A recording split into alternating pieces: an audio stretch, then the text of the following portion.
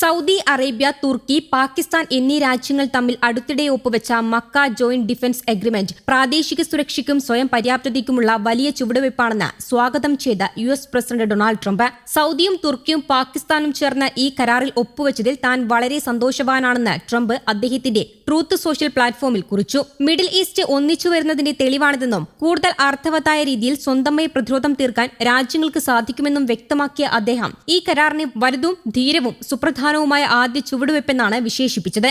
August 7-ന് Saudi കിരീടാവകാശിയും പ്രധാനമന്ത്രിയുമായ മുഹമ്മദ് ബിൻ സൽമാൻ, തുർക്കി president Recep Tayyip Erdogan, Pakistan പ്രധാനമന്ത്രി ഷെഹ്ബാസ് ഷെരീഫ് എന്നിവർ ചേർന്നാണ് മക്ക ജോയിന്റ് ഡിഫൻസ് എഗ്രിമെന്റിൽ ഒപ്പുവെച്ചത്. കൂട്ടായ പ്രതിരോധത്തിനും വിപുലമായ സൈനിക സുരക്ഷാ സഹകരണത്തിനുമുള്ള ചട്ടക്കൂടാണ് ഈ കരാറിലൂടെ രൂപീകരിച്ചിരിക്കുന്നത്. കരാർ പ്രകാരം ഈ 3 രാജ്യങ്ങളിൽ ഏതെങ്കിലും ഒന്നിൽ നടത്തുന്ന സായുധ ആക്രമണം മറ്റ് 2 രാജ്യങ്ങൾക്ക് നേരെയും നടന്ന ആക്രമണമായി കണക്കാക്കും. കൂടാതെ അടുത്ത സൈനിക ഏകോപനം, സംയുക്ത പരിശീലനങ്ങൾ, പ്രതിരോധ സാങ്കേതിക വിദ്യ, സൈനിക വ്യവസായങ്ങൾ എന്നിവയിലെ സഹകരണവും കരാർ ലക്ഷ്യമിടുന്നു. മിഡിൽ ഈസ്റ്റിലെ വർദ്ധിച്ചുവരുന്ന പിരിമുറുക്കങ്ങൾക്കും പ്രാദേശിക സുരക്ഷാ ആശങ്കകൾക്കും ഇടയിലാണ് ഈ നീക്കം. തങ്ങളുടെ കൂട്ടായ്മ പ്രതിരോധ സ്വഭാവമുള്ളതാണെന്നും ഒരു സൈനിക അല്ലെങ്കിൽ വിഭാഗീയ ഗ്രൂപ്പ് രൂപീകരിക്കാൻ ഉദ്ദേശിച്ചിട്ടുള്ളത് അല്ലെന്നും 3 രാജ്യങ്ങളും വ്യക്തമാക്കിയിട്ടുണ്ട്. കരാർ പ്രകാരം ഇറാനും യുണൈറ്റഡ് സ്റ്റേറ്റ്സും തമ്മിലുള്ള സംഘർഷം പരിഹരിക്കുന്നതിനുള്ള നയതന്ത്ര ശ്രമങ്ങളെ പിന്തുണയ്ക്കാനും സൗദിയും തുർക്കിയും പാകിസ്ഥാനും പ്രതിജ്ഞാബദ്ധരാണ്. വ്യാപിപ്പിക്കുന്ന ഈ ക്രമീകരണത്തിൽ ഈജിപ്ത് കൂടി ചേരാൻ സാധ്യതയുണ്ടെന്ന് തുർക്കി പ്രസിഡന്റ് റജബ് തയ്യിബ് എർദോഗൻ പറഞ്ഞു. കെയ്റോയുടെ പങ്കാളിത്തം സാധ്യമാണെന്ന് വിശേഷിപ്പിച്ച അദ്ദേഹം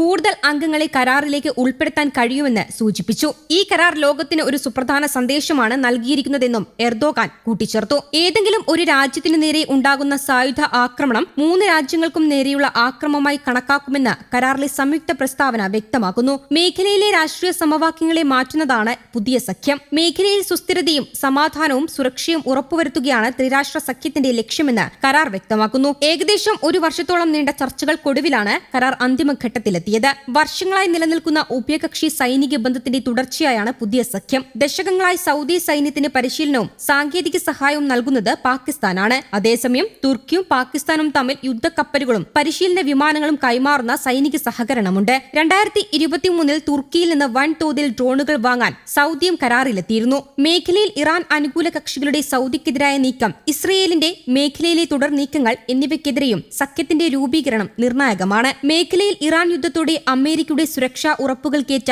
പോറലിന്റെ പശ്ചാത്തലവും കരാറിനുണ്ട്. ആക്രമണം എന്നതിനേക്കാൾ പ്രതിരോധം, മേഖലയിലെ സമാധാനം, സാമ്പത്തിക ഭദ്രത എന്നിവ ഉറപ്പുവരുത്തുകയാകും കരാർ ചെയ്യുക.